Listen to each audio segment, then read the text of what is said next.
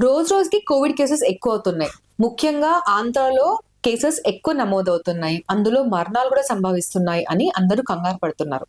అయితే కోవిడ్ అనేది మానవాళికి కొత్తదేమి కాదు. 1960 నుండి కోవిడ్ కేసెస్ అనేది మనకు పరిచయమే. వైరస్ అనేది రెగ్యులర్‌గా మ్యుటేషన్ చెందుతూ ఉంటది. దాంతోని కొత్త కొత్త వేరియంట్స్, కొత్త కొత్త లక్షణాలతోని వస్తూనే ఉంటాయి. సో, పోయినసారి వచ్చినటువంటి తీవ్రమైన ఇన్ఫెక్షన్స్ ఈసారి వస్తాయా అనేది మనకి ఇంకా క్లారిటీ లేదు. ఇంకా ప్రభుత్వం నుంచి మనకు ఎటువంటి ఇన్‌స్ట్రక్షన్స్ గాని, గైడ్‌లైన్స్ గాని ఇంకా రాలేదు. ఈసారి ఇంకొక విషయం ఏంటంటే, ఆంధ్రాలో నమోదవుతున్న కేసెస్ అన్నీ కూడా ఒక్క చోట లేకపోతే ట్రాన్స్‌మిషన్ వల్ల వస్తున్నట్టుగా లేదు. డిఫరెంట్ కేసెస్ డిఫరెంట్ ఏరియాస్ నుంచి వస్తున్నాయి. అంటే ఇప్పుడు అది మోడ్ ఆఫ్ ట్రాన్స్‌మిషన్ ఎట్లా అనేది కూడా మనం ఖచ్చితంగా చెప్పలేము. ముఖ్యంగా దీర్ఘకాలిక జబ్బులున్న వాళ్ళు, రోగనిరోధక శక్తి తక్కువున్న వాళ్ళు, ఊబకాయం ఉన్నవాళ్ళు, వృద్ధులు ఇలాంటి వాళ్ళు మాత్రం ఇలాంటి కోవిడ్ ఇన్ఫెక్షన్ బారిన పడకుండా ఉండడానికి ఖచ్చితంగా జాగ్రత్తలైతే తీసుకోవాలి. కానీ జ్వరం రాగానే, జలుబు రాగానే పరిగెత్తుకుంటూ హాస్పిటల్‌కెళ్ళి టెస్ట్‌లు అని చెప్పేసి కంగారు పడిపోయి, లేకపోతే ఎటు వెళ్ళకుండా ఉద్యోగాలు మానేసి ఇంట్లో కూర్చోవాల్సిన అవసరం లేదు. అలాగే పిల్లల్ని స్కూల్‌కి పంపించకుండా ఇంట్లో ఉంచే అవసరం కూడా లేదు. నార్మల్ వైరల్ ఇన్ఫెక్షనే కోవిడ్ అనేది కూడా. సో, లక్షణాలు ఒకవేళ కనిపిస్తే మన నుండి వేరే వాళ్ళకి వెళ్ళకుండా మాత్రం జాగ్రత్తలు తీసుకుంటే సరిపోతది. కోవిడ్ వ్యాప్తి నివారించడానికి తీసుకోవాల్సిన జాగ్రత్తలు ఏంటి అనేది మనకందరికీ కూడా దాదాపు గత 5, 6 సంవత్సరాలుగా తెలిసినవే. మెయిన్‌గా ఎక్కువ గ్యాదరింగ్స్‌లోకి ఇమ్యూనో కాంప్రమైజ్డ్ ఉన్న వాళ్ళు గానీ, లేకపోతే కోవిడ్ లక్షణాలు ఉన్న వాళ్ళు గానీ వెళ్ళకపోవడమే బెటర్. హ్యాండ్ శానిటైజర్ రెగ్యులర్‌గా వాడడం చాలా ఉత్తమం. ఎందుకంటే ఈ వైరల్ ఇన్ఫెక్షన్స్ ఏవైనా డ్రాప్లెట్ స్ప్రెడ్ ఇన్ఫెక్షన్స్ అంటే తుప్పిర్ల నుంచి వేరే వాళ్ళకెళ్తాయి.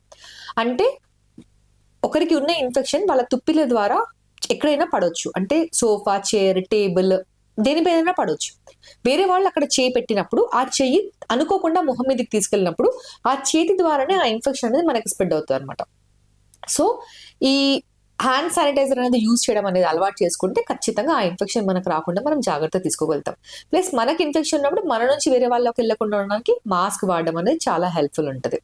తర్వాత ఎప్పుడైనా ముఖ్యంగా పిల్లలకు విద్యార్థి దశలోనే నేర్పించాలి. కాఫ్ ఎటిక్ అంటారు. అంటే దగ్గినా, తుమ్మినా చేతిలో గాని, గాల్లో గాని, ఎదుటి వాళ్ళ మీద గాని అలా దగ్గకుండా, తుమ్మకుండా ఎల్బోలోకి దగ్గాలన్నమాట. కాఫ్ ఎటిక్ అంటారు.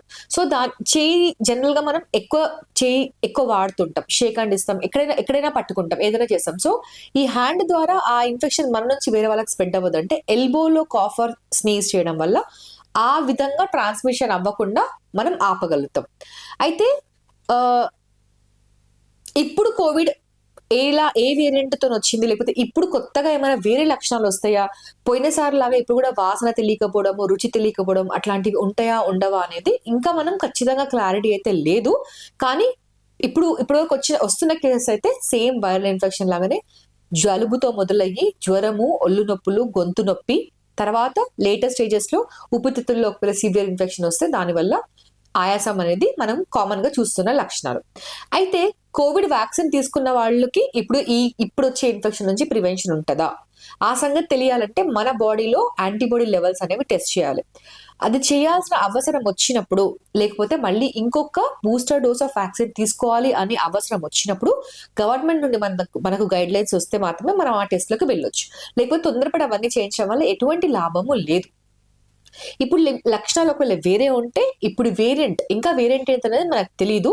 శాంపుల్స్ అనేవి పూనా ల్యాబ్‌కి పంపించారు. ఆ రిజల్ట్ వస్తే గాని మనకు ఇప్పుడు వస్తున్న కోవిడ్ ఇన్ఫెక్షన్ ఏ వేరియంట్ వల్ల వస్తుందనేది తెలీదు. దాన్ని బట్టి మనకు లక్షణాలు గాని, ఇంకా వ్యాక్సిన్ ఎఫికసీ గాని అవన్నీ మనకు క్లారిటీ అనేది వస్తది.